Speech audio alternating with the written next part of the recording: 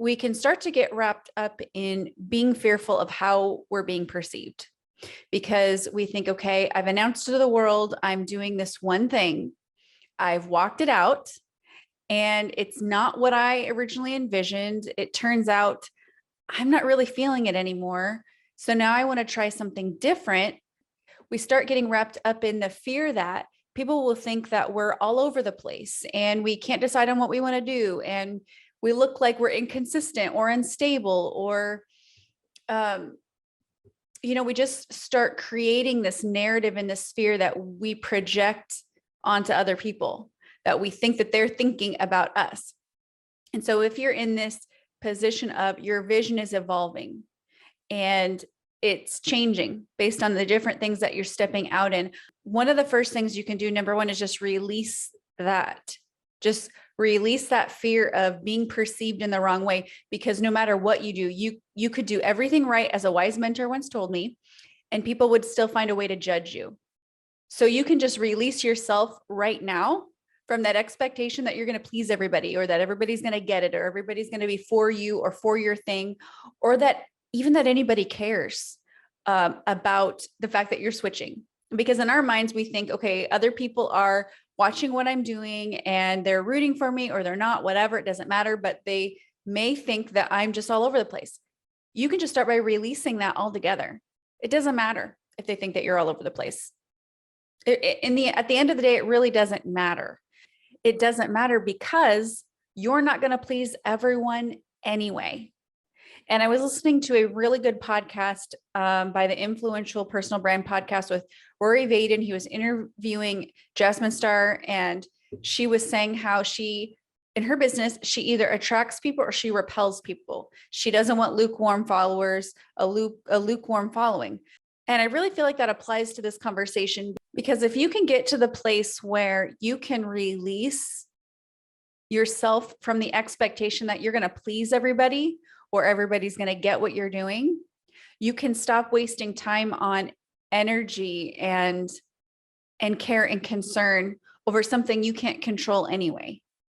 The second thing I would say to this is that you have to release yourself from version 1.0 of what you thought life would look like, or your career, or the thing that you're going after. And I say this because, if before you stepped out into the thing that you thought you wanted to do, you probably had some sort of a plan or idea of what you thought it would look like. And as you began to walk that out, you may have found that things didn't play out according to plan like you thought that they would.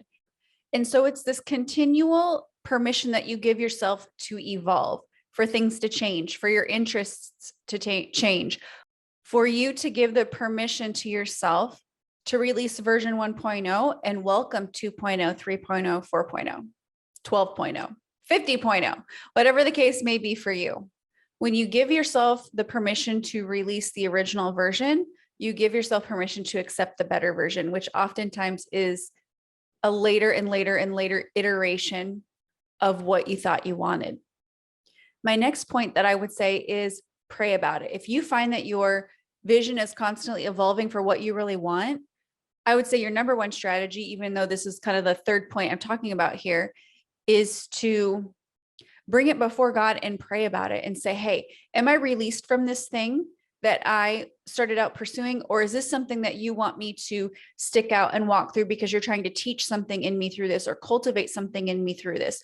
Or is this something where I have peace and I can walk away? And it's important that you do this, because it may very well be that you need to ride the wave a little bit longer, because maybe God is trying to do something in your heart and he's not going to allow this experience to go to waste for you. So he's cultivating something in you through this. So it's important that, yes, you don't just immediately run away when things don't look quite like you thought that they would.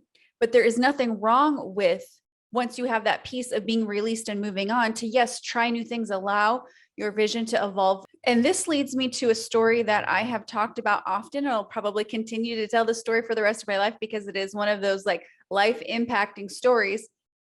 But in 2019, I was being coached by an incredible life coach. Her name was Marie Cochran of the Shut the Fear Up brand and Relentless Winning Mindset.